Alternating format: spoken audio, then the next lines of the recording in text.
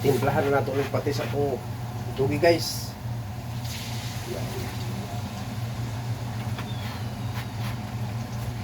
Tapos ilagay ang mga ibang ingredients.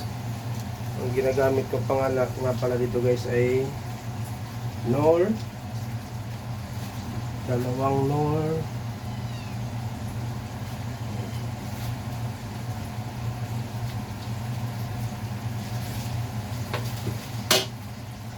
lagyan natin ng paminta.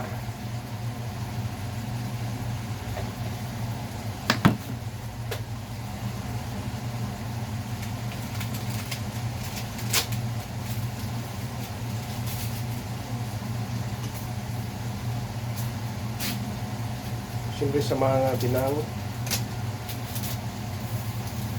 ginisa mix.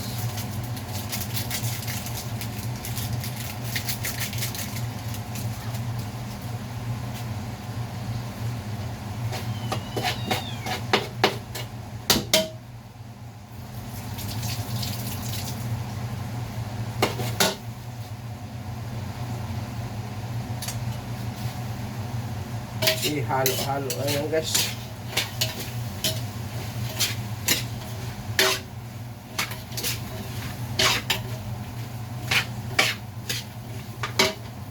Siyempre pag italato itong dagway. Wala kasi yung stand guys. Yan o. Kahit saan saan ko na nilagay yung cellphone para ito ngayon.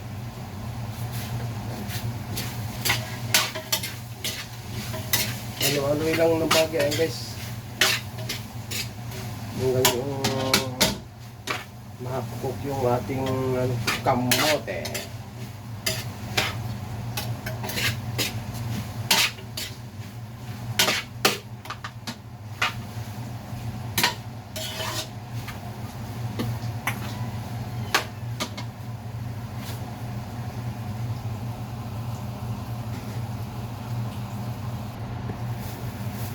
So ayan na nga guys.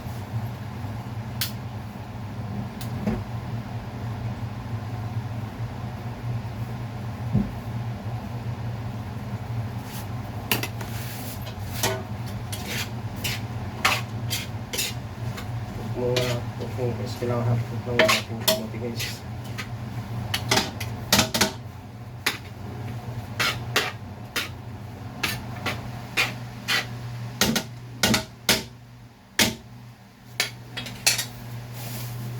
So ayan na guys, saktok na yung ating kamote guys. So ngayon ilalagay natin ang ating tugi.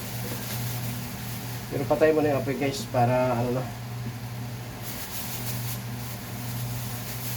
hindi masyadong maluto yung tugi kasi pangit tugi pag yung tutong luto.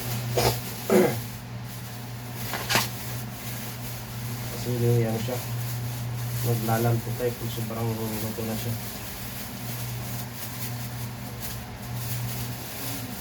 3 kilo pala yung binili nating guys. Minsan 3.5 ang ating tubig. Yan, kadalasan 3 kilo.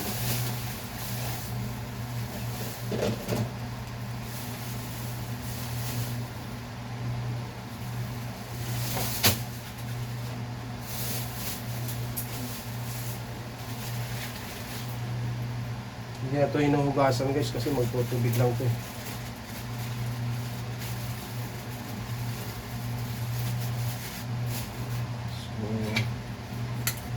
So 2 kilo pa lang ito guys. Haluin natin para mabawasan natin bago natin ikarga yung 1 kilo eh.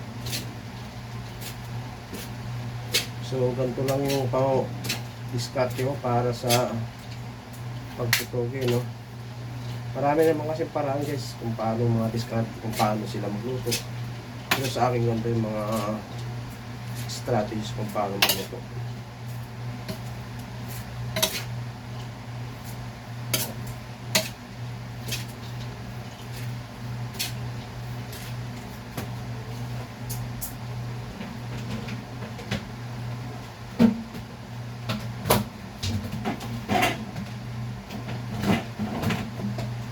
Tapos isasala natin dito guys sa mga ano, yan, ganyan.